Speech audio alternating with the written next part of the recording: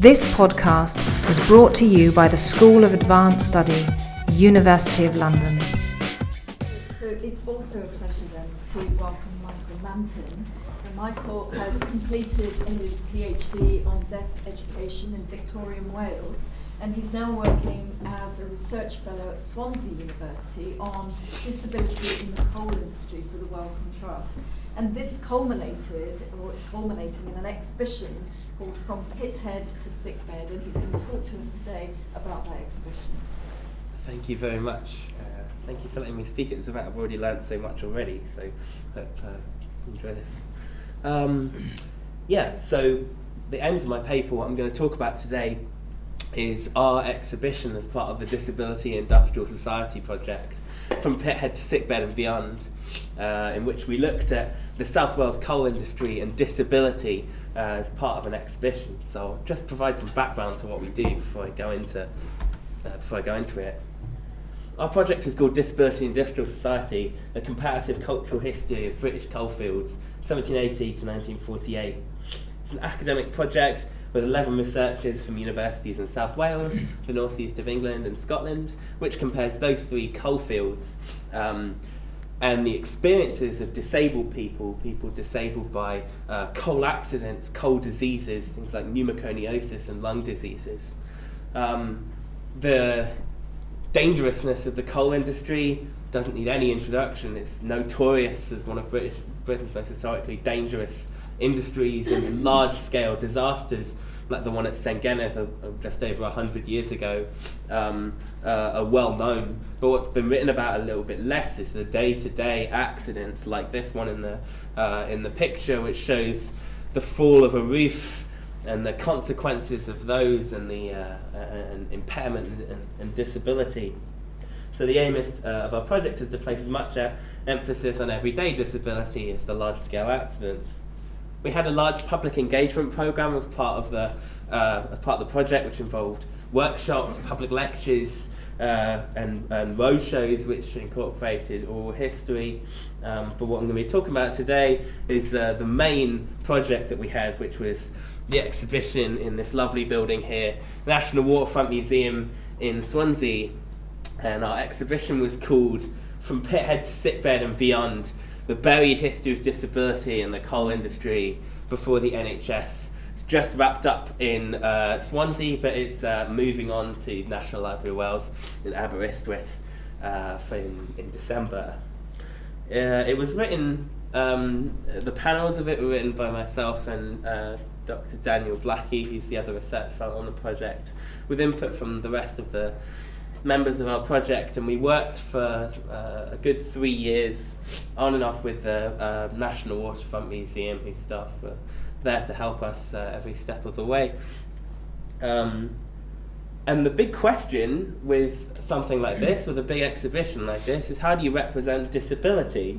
What artefacts do you use? How do you represent a subject which has been so historically ignored, with so little done about it, which is just kind of emerging as a historical field as disability history gets more and more recognised? And so we felt this was a good opportunity to bring disability history to Swansea, to the local community for whom the coal industry is part of their recent history and memory. So we looked to previous disability history exhibitions, ones which we felt were successful and had made an impact recently. Ones like Reframing Disability at the Royal College of Physicians, which later toured, in which the Royal College of Physicians found portraits of disabled people which had been pretty much hidden away, and put those on in their exhibition. But also, as you see in the picture here, invited disabled people from the local community to react to them and draw parallels between life as a disabled person today and life as a disabled person in, say, the 18th century. And so that's one that has recently kind of been successful. And another one is Matt Fraser. Viewers of American Horror Story will recognise him. He, along with the University of Leicester Jocelyn Dodds, worked on a project called Cabinet of Curiosities, in which he talked about reusing artifacts in museums, finding museums artifacts and putting a disability history spin on them. The project was fascinating and great, and Matt Fraser in his blog post just afterwards said that museum visitors, disabled people, non-disabled people, all of us, can feel more connected to each other and our common histories presented in the museums, and so all society. If every museum in the UK did a rethink on even just one artefact this year, it would make a huge difference. And I think this is a really telling quotation because it shows that you can take artifacts and objects and material that already exists and look at it in a different way, which emphasises its importance to disability history in ways that maybe you hadn't thought about before. And so that's a philosophy which we really tried to represent in our exhibition. So I'll take you through 2 slides of what we eventually used in the exhibition. The first one I've called The Usual Suspects, because these are artifacts which are a pretty common part of any kind of history of disabled people, of disability. We've got the trambulance, which was a mobile stretcher which you take down into the coal mines to rescue injured workers, a caliper, which was on loan from Llandau Hospital, which would have been used by miners throughout the 1930s, and this striking picture on the right of patients at the Rest Convalescent Home in Porthcawl, which was a convalescent home for miners, and we can see that it catered to miners who were disabled, and all of these people had lost limbs in accidents. So, and so we see that there. And these were relatively easy to come about. I think they're important parts of the history of coal. It shows the dangerousness of the industry. It shows the importance of rescue. It shows the institutionalisation of disabled people's care and the places which catered to doing this. But this isn't all of it. This isn't the entirety of disabled people's experience, and especially disabled miners' experience. We wanted to think about the heterogeneity of disabled people's experience in their lives, which is what we tried to do with other things that we found. So if you take the now famous kind of mantra of Douglas Bainton in his article Disability and Justification of Inequality, Douglas Bainton once said, "Disability is everywhere once you begin looking for it, but conspicuously absent in histories we write." And we saw that in what Matt was saying as well in his Cabinet of Curiosities. And what we wanted to do was find artifacts from the museum collection, from things that we'd found about in our research on the project, which shows a different side of disabled people's lives and different disabled people's experiences after, for example, an accident, after coming out of a hospital, after coming out of an institution like the convalescent home, something away from that. And so we placed an emphasis on things like the main picture you see here is a crochet by George Priest. Now George, this is him here, he lost his leg in an accident. He has an artificial leg here, but he very rarely wore it, and he didn't go back to work. And we got in touch with George's, with a member of George's family, his grandniece, who kindly gave us biographical information about George Priest. And one of the things which we put on show is a piece of artwork by him, a crochet of a warship. You can see it here. There's a picture of George in there as well. And what we wanted to show with this is a different side of a disabled miner, someone who hasn't gone back to work but who has continued making work. And not only does this show the kind of another side, a domestic side of a miner who's been injured, it also speaks volumes about what they did. You have a crochet, which has been written about by historians as a kind of feminized, domesticized hobby being done by a disabled miner, which raises questions about gender and disability, about emasculation, this idea of disability is emasculating, but you also have it as a warship. And so we found that really interesting about about what that says and the kind of signals that gives off. We also found a Friendly Society banner, which is this help in time of need picture here, in which everyone is inexplicably wearing togas. We have, this is a banner from about 1900 of a South Wales and Bristol trade union, Friendly Society, and this would have been displayed at miners' banners, miners' marches, and it shows the need for family members, for co-workers, who are both represented in the picture, to be at the side of someone who needs help, as someone who's been injured, who's had an accident in the coal industry. And so it shows the importance of family, the importance of community, and a lot of this comes out from that, which we found fascinating. So we used a replica of this banner in the exhibition.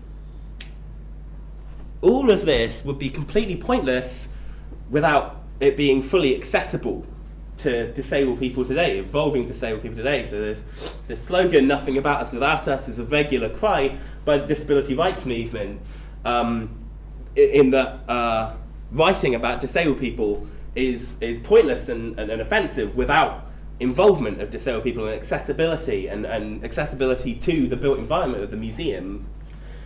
So right from the start, we tried to make this as accessible as possible. We met with groups like Swansea Access for Everyone, SAFE, Swansea Disability Forum, and made sure that there were subtitles to our video content and our literature. We had a listening post of literature curated by the literature side of the project.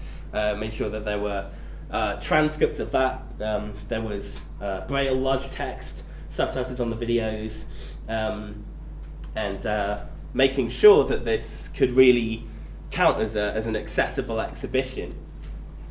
And as well as this, we added material around the exhibition and as part of the exhibition, in which the work with disability groups of the local community could become part of the narrative, could replace our panels as the narrative. So what we did was we invited members of these groups, Swansea Access for Everyone, such as Kat Watkins, you see her in the podcast, and also George Brindley Evans, a miner who had lost his eye in an accident and later became a writer.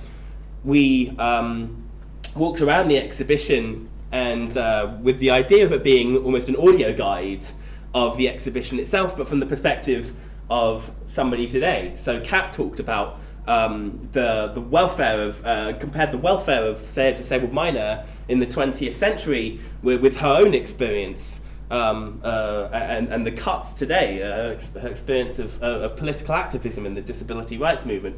George Brindley Evans could talk about his own experience as a miner, and he discusses going to hospital, changing careers in his podcast, and this is and this eventually became a whole other dimension of the exhibition devoted to community and disability rights. And we also had film screenings to kind of try and bring the discussion out a bit. We showed the 1938 film adaptation of The Citadel by A.J. Cronin, which is a rare but at the time quite popular novel about miners and doctors in the South Welsh coal mines. So we showed the film screening of that and talked about A.J. Cronin. Alex Jones, our literary PhD student, discussed that, and also blog posts talking about each of the artifacts in detail. As you see, this one is the ambulance one. And so what we wanted to do with these is remove the voice of us from the panels. We have the 150 word panels, which make up the most of the exhibition, and have the voices of the local community of disabled miners themselves really present in this exhibition. So we asked the museum about evaluation and statistics, and they gave us, they did some work on finding how it's been reacted to. The 88% felt they learned something new, 74% wanted to find out more. But what I'm really interested in is the personal connections. I think that's been a theme of both of the papers that we've seen today, is the engagement of people for whom this is their history, this is their living history.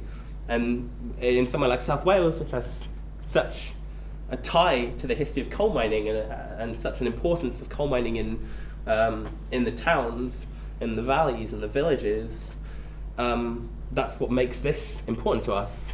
So 32% of the visitors to our exhibition in Swansea had either worked in the mining industry themselves or had a family member work in the industry. And 34% had either experienced disability themselves or through a family member. And so there's a real sense of this being, of this connecting with people and representing something that's part of their lives. And so we hope that what we did can connect with that and take the story further and get people talking about their own experiences and their own lives, their own histories, and making it fully accessible, making disabled people both visible and access to museums is equally important. So I hope this has introduced our project a little bit and found out what we've learned. This is the first kind of major exhibition, public history, that I'd done as I've just come out of a PhD, and I felt I learned a lot. There's still so much more to do with representation of disabled people and representation of mining. So I hope you enjoyed. Thank you. Thank you.